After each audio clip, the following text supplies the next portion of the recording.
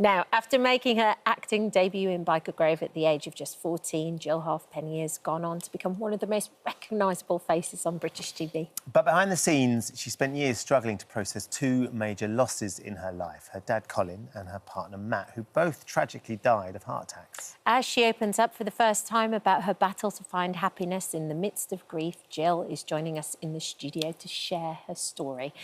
And it is a really sad story, for sure. But you also do this brilliant thing in the book, I feel, like if somebody was going through a similar thing and was right in the midst of all that grief and almost couldn't see the wood for the trees as to go, you chat to them like you're their friend and you talk to them like, here's how we're going to navigate this. Yeah, that's exactly what I wanted to do. I just wanted to help people. I wanted a book for people that were really struggling, with the loss of someone or something. And I wanted to say to them, this is what I did that helped me. And give them some context and give them some story about how I got there in the first place, but give them hope. Yes. It's really scary sometimes in the midst of grief.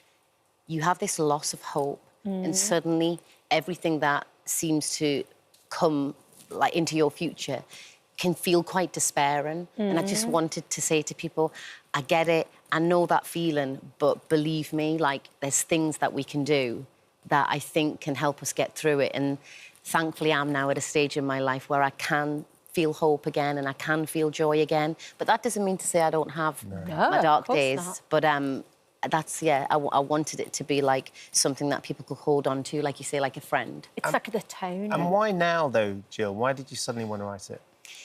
Honestly, I was having a conversation with my agent and she said, have you got anything going on in your head? Is there anything you want to do? And I literally had just found myself saying the words that day, yes, I want to write a book. I had been thinking about it, but you know when you just say something one day and you go, turns out this is it.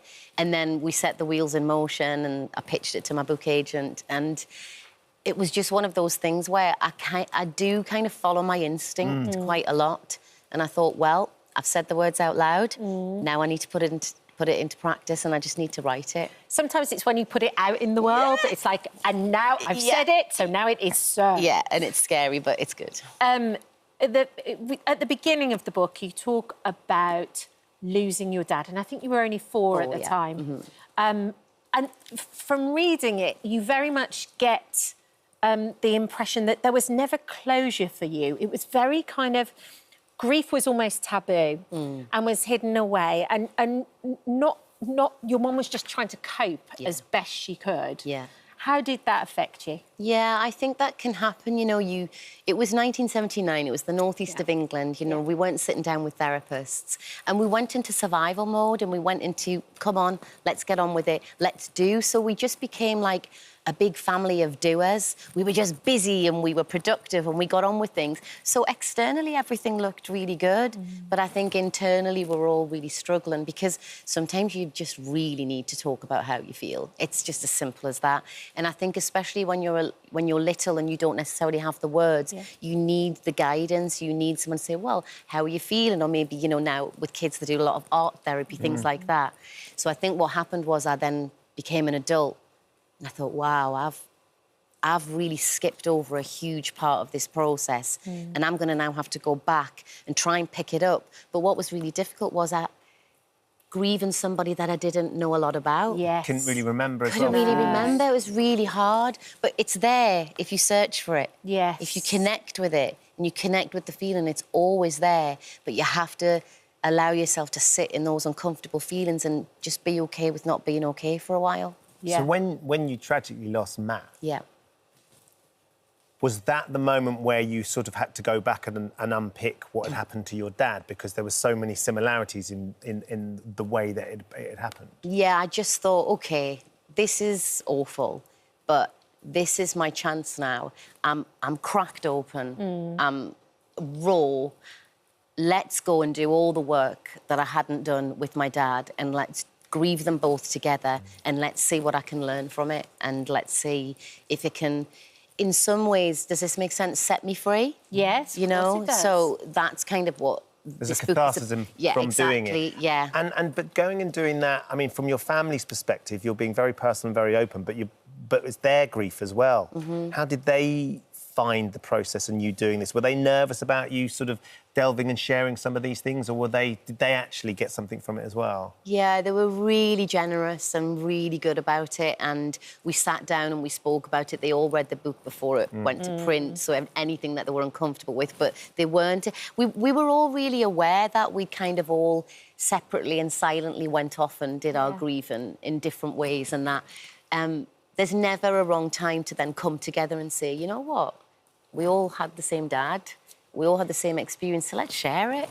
It's just sharing something, just feeling less alone, and there's just such great comfort in sitting down with somebody and just looking into their eyes and just telling them how you felt, or sharing memories. You know, my eldest sister shared some beautiful memories with me that she had about Dad, and she was like, you can have them now, and I was like, thank you, that's really nice, I will. And they were memories that you hadn't heard before because you'd never sat down and talked about it? No, and they weren't mine. There was some memories that she had of, like, playing Neil Sedaka and sitting in the car with them. And she was like, I want to give you these memories because I want to paint a bigger picture for you of what this man was like and what he meant to me. And so it's now like I have just a broader idea of who he was, and it makes me happy to have those memories. Well, it's so funny because the minute you make those memories happy, because I know that your mum only had one picture of your dad, but there's a picture here of Matt and your little boy, Harvey, when he was little. And can you tell me what was going on in this picture? Yeah, so we'd not long been going out, and we went for a Sunday roast in some bougie pub in central London, and we all ordered sticky toffee pudding. Yeah. And me and Matt, you know, tucked right into in. ours, and we had no problem finishing it. And Harvey was like, you know, I'm too full, I can't finish mine. And I was like, that's okay. And Matt said, well, I'll have the rest of yours, Harvey. Yeah. And he just looked at Matt, and then he looked at me, and he just spat into the dessert. And I was so shocked. That was like a total... Because it was quite a new relationship, It was wasn't like, it? you know, you've got my mum, you're not going to take my pudding as well. And I was... He was marking his territory. I was shocked, But, you know, we laughed about it afterwards, and, you know, they had a really good relationship, actually, but it was, things like that, you know, they'll always be with me and they'll always stay with me, and it's, like... Once you've processed your pain, I think you can look back and remember your loved ones with a smile and with a lightness in your heart. And like I say, that doesn't mean to say that every day's a good day. It's certainly not. But I think grief work is something that maybe people don't realise, that you can actually do work to process it. You don't just have to think that you live with something and you don't know what to do with it. And in the book, I sort of explain the things that I did to help me through it. We do phone-ins about grief occasionally with Deirdre, and it's always so painful to listen to somebody going through the loss, an immediate loss of a child potentially, or a partner, and the sense of bleakness. Because they can't feel like they're ever going to get to the point where you are, Jill, where you can look back and those memories actually bring them warmth and joy rather than pain and anguish. So what are some of those things that you would suggest people can do if they're watching today and they're struggling? I mean, one of my mantras, especially on a day that I'm struggling, is get out of your head and into your body. And that's, for me, exercise. And that could take on any form for anyone that's listening. Whatever you do that stops you from living here in your head, because grief is so much about what ifs, shoulda, woulda, coulda. So just get out of your head and into your body just for 45 minutes or an hour, and just allow your brain to slow down. And just allow those thoughts to just dissipate slightly. So that's one. Another one is I really practice gratitude now. Like, I send a gratitude list to my friend, 2 of my friends every night, and they send me one back. Oh, that's and good. in the worst days after losing Matt, I just couldn't imagine being grateful for anything, and I would find myself having to write this list of 10 things, and I would... Oh, I had a nice cup of tea.